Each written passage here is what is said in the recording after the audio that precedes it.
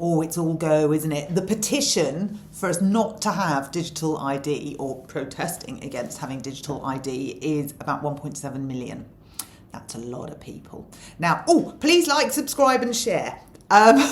What thoughts are going on in my mind about that? Loads. So recently there's been a real rhetoric from the Labour Party of we've got to start listening. You know, we got things wrong. We haven't listened. We haven't been in touch with the voting population.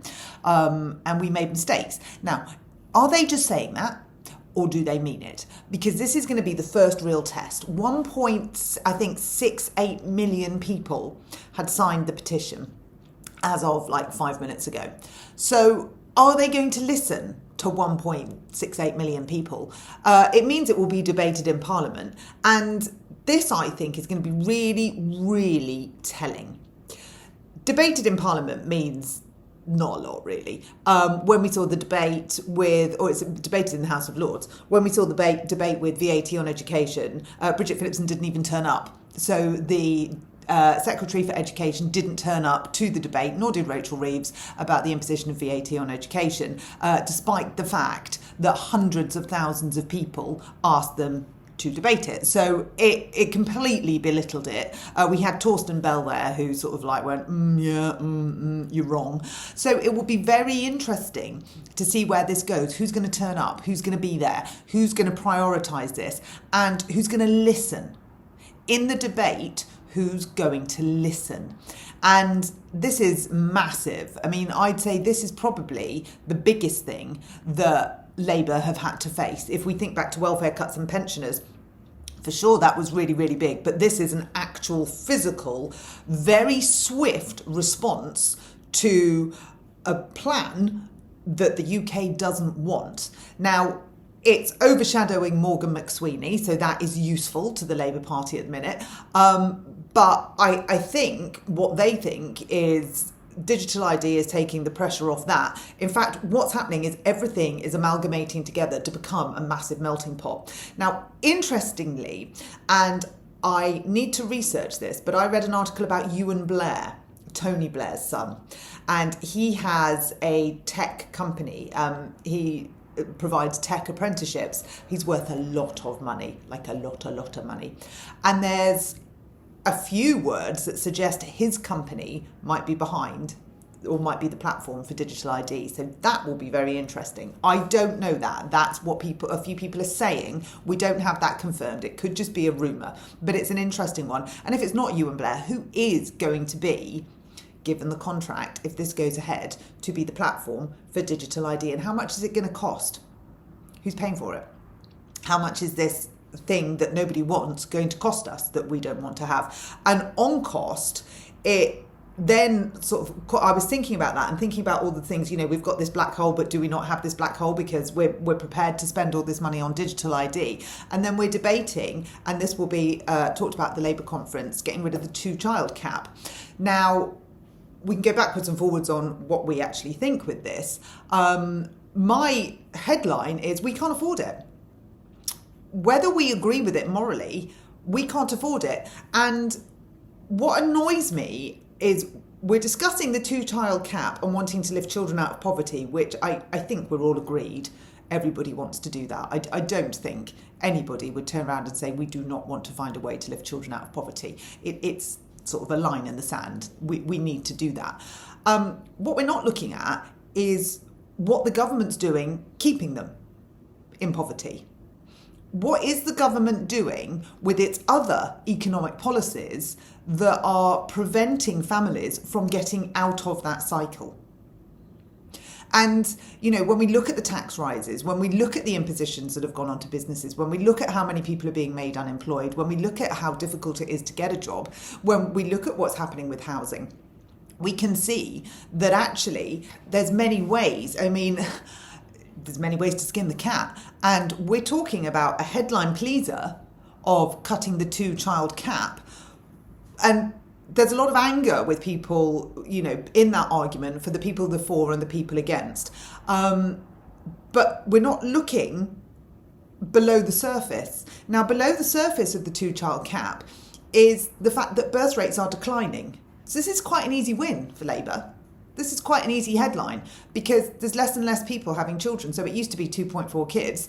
There was a TV show on it. Now it's 1.4 in most women. But interestingly, in the Muslim community, it's 2.9. Now, Labour have lost a lot of voters from the Muslim community. They've walked away from Labour and they're desperate to get them back. So for those voters, this would be probably a bit of a manifesto win. This would be something that they would align with. But the majority, the birth rate's declining in the UK to 1.4 children. So if we lift the 2-child cap, actually, who are we really affecting? It's an interesting point. And it's one that I think we don't really go further than the surface on this. We just see it as Labour saying, I'm going to do this because it will be, it's good for approval ratings. But actually, it's going to cost £3 billion. We don't have that. And birth rates are falling. So it's an easy crowd pleaser, isn't it? Apart from the fact when we have to pay for it. So when we've got everybody up in arms about, well, I think it's outrageous that you would oppose something that would lift a child out of poverty, or on the other side, I can't believe that you would support this. We don't have any money to be able to do so. Why should I, paying my taxes, support you for wanting to have however many children? So there's two very heated sides on this. And I think we can all agree that both have a level of, I can empathise a little bit with both sides on this one. But the facts remain, if the birth rate is falling, who is this for? And we can't afford it. We don't have the money. So how are we going to raise the money to do it? Through what tax impositions? And who are they going to hit? It's a self-perpetuating circle. You can't give it with one hand when you're taking it with the other hand, and the hand that you're taking it from is affecting those that you're giving it to. It's pointless. You just may as well get the extra money and set fire to it. It makes no sense. And, I often say this, make it make sense. And that is a cross-party message. Make it make sense. All of the parties at the minute are so entrenched in being better than the other and beating the other.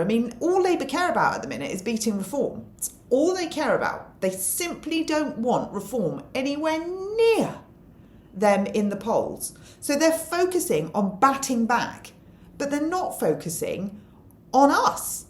They're not focusing on all the things that affect us. So I can't see why we're all getting so het up about a policy that we have no money, we can't implement it, we can't afford it, we just can't do it. And realistically, is it going to help the actual kids that need it? Here they are being used for political pawns again. It's always the kids that are used. And that makes me feel really, really angry. I don't oppose measures to get children out of poverty. I oppose what I believe to be fake measures to get children out of poverty because, as I said, we give with the one hand and we take with the other. We need to focus on the family. We need to support the family. We need to try and find people a way to get back into work. We need to try and find families a way to support themselves, to help themselves, because really, ultimately, you ask any mum and dad, in the main, that's what they want. And that's what they want for their kids. And all they're facing at the minute is dishing out whatever little money they have. And what are they getting back for it? What are we getting back for it? Just political parties fighting at the top of the tree, allegedly in our name, but nowhere near it.